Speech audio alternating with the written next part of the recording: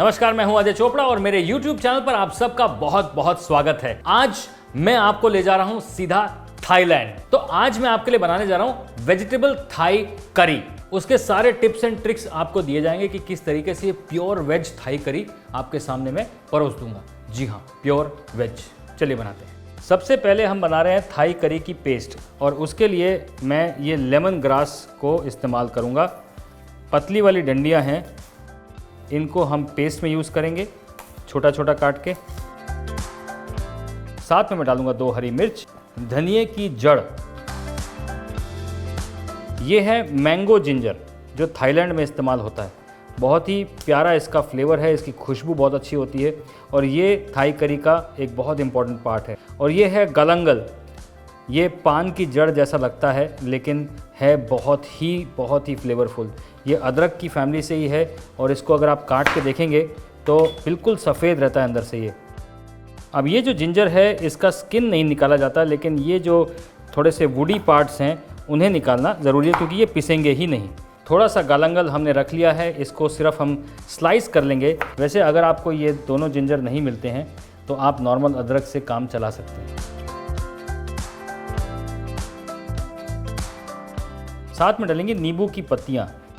अब इस मिक्सचर को अच्छे से पीस लिया जाएगा थोड़ा सा पानी डाल के। अब इन सारी चीज़ों को अच्छे से फाइन पेस्ट बनाना है। एक अच्छा मिक्सर ग्राइंडर होना चाहिए। अगर फाइन पेस्ट नहीं हुआ तो थाई करी में मज़ा नहीं आएगा।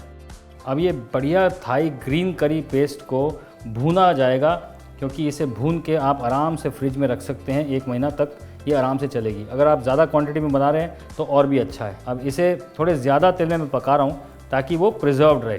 This is the daddy tip.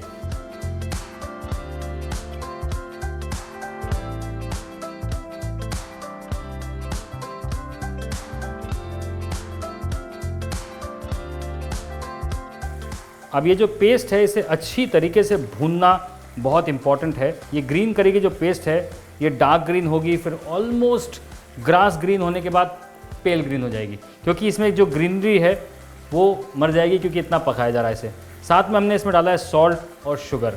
अब ये सारी चीज़ें बढ़िया से पक रही हैं। ये पेस्ट बढ़िया से भून ली जाए।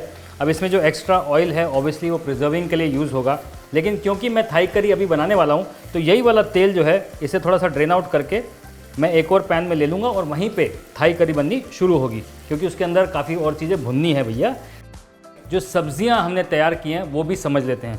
हमारे पास हैं थोड़ी सी ये कटी हुई लाल पीली शिमला मिर्च, थोड़ा डाइस किया हुआ मशरूम, थोड़ा बेबी कॉर्न जिसे मैंने स्लाइस कर लिया है। साथ में मेरे पास है कटी हुई गाजर और ये है थोड़ा सा पी ऑबरजीन। ये थाईलैंड में बहुत खाया जाता है, थाई करीज में बहुत डाला जाता है। आजकल इंडिया में भी उग रहा है और मिल रहा है। इसके साथ में मैं डालूंगा ब्रोकली और फ्लेवरिंग के लिए चॉप गार्लिक और थोड़ी सी चॉप ग्रीन चिली को हम पकाना शुरू करेंगे। आजकल मशरूम से ऑयस्टर सॉस बनाई जा रही है, तो वेज ऑयस्टर सॉस भी आ गई है मार्केट में, तो आप वो मशरूम वाली ऑयस्टर सॉस यहाँ पे यूज़ कर सकते हैं। अगर वो नहीं डालना है तो आप नमक डाल सकते हैं अपनी थाई करी में। अब मैं डाल रहा हूँ 1 चम्मच वेज ऑयस्टर सॉस। जैसे कि मैंने कहा कि अगर आपके पास ये नहीं है तो ये कम्प्लीटली अवॉइडेबल स्टेप है। ये एक्स्ट्रा फ्लेवर ज़रूर देता है, तो अगर आपके पास नहीं है तो कोई बात नहीं, ना सही। अभी जो भुनी हुई थाई करी की पेस्ट है ये सीधा यहाँ पे। अब जैसी थाई करी पेस्ट भुन जाए उसमें थोड़ा सा पानी डाल के उसको एक बॉईल देंगे और उसके बाद इसमें पहले हार्ड वेजिटेबल्स में डाल रहा हूँ। ये जो छोटे छोटे गोले आपको दिख रहे हैं इसे कहते हैं पी ऑबरजीन्स और गाजर। ये दोनों हार्ड हैं, इनको पहले डाल दिया जाए। जब एक बॉईल आएगा फिर उसमें सॉफ्ट वेजिटेबल डालेंगे। अब फ्लेवरिंग आपको समझनी बहुत ज़रूरी है थाई करी की। कुछ सॉसेस से आती है और कुछ पत्तों और फ्रेश इंग्रेडिएंट्स से आती है। वो फ्रेश इंग्रेडिएंट्स क्या क्या हैं देख लेते हैं। यहाँ पर है ये गलंगल और मैंगो जिंजर, साथ में काफिर लाइम, साथ में थाई बेसिल जो कि नॉर्मल इटालियन बेसिल से थोड़ी अलग होती है, शार्प होती है। साथ में ये लाल मिर्च है जो कि बहुत तीखी होती है। साथ में ये लेमन ग्रास की जो स्टॉक है, जो जड़ है, उसे स्लाइस कर लिया गया है। अब ये सारी चीज़ें थाई करी में जाएंगी और फ्लेवर देंगी।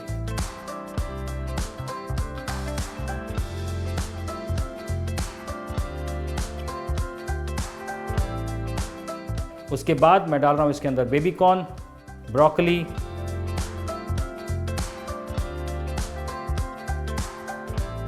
Red and yellow paper. अब मैं डाल रहा हूँ मशरूम्स और इसे अच्छी तरीके से बॉईल कर लेना। यहाँ पर मैं डाल रहा हूँ 200 ml कोकोनट मिल्क और उसके बाद उसे अच्छे से उबाल लूँगा। साथ में थाई बेसिल, थोड़ा सा लाइट सोया सॉस। अब मैं डाल रहा हूँ थोड़ी सी चीनी, थोड़ा सा नमक। इन सारी चीज़ों को डाल के अच्छे से उबालना है और थाई करी बिल्कुल तैयार। देखिए बढ़िया एकदम खुशबूदार थाई करी तैयार है। साथ में स्टीम राइस हो, अगर वो थाईलैंड वाला जैस्मिन राइस मिल जाए तो बहुत अच्छी बात है। अगर नहीं मिले तो शॉर्ट ग्रेन राइस यानी कि छोटे दाने का चावल, जो कोलम चावल होता है, उसे प्रेशर कुकर में पका लीजिए और फिर उसके साथ खाइए, बहुत मज़ा आएगा। ये बन चुका है, इसकी प्लेटिंग करते हैं।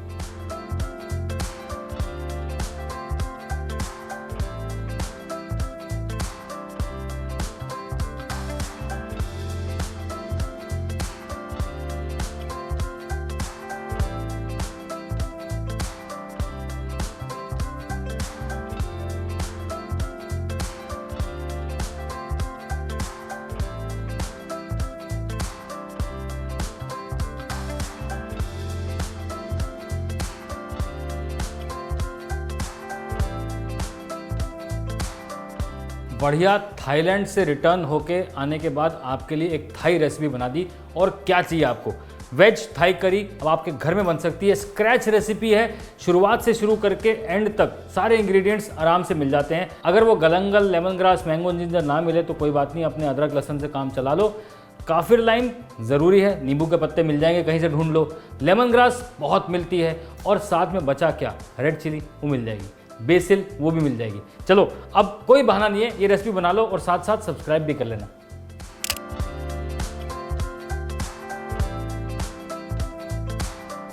The big daddy chef cookbook Amazon और Flipkart दोनों पर अवेलेबल है और इसमें सारी रेस्टोरेंट स्टाइल डिशेस, उनको बनाने का तरीका पूरी तरीके से डीकोड किया है। आसानी से इस बुक को अपने सामने रखिए और खाना बनाना चालू कर दीजिए।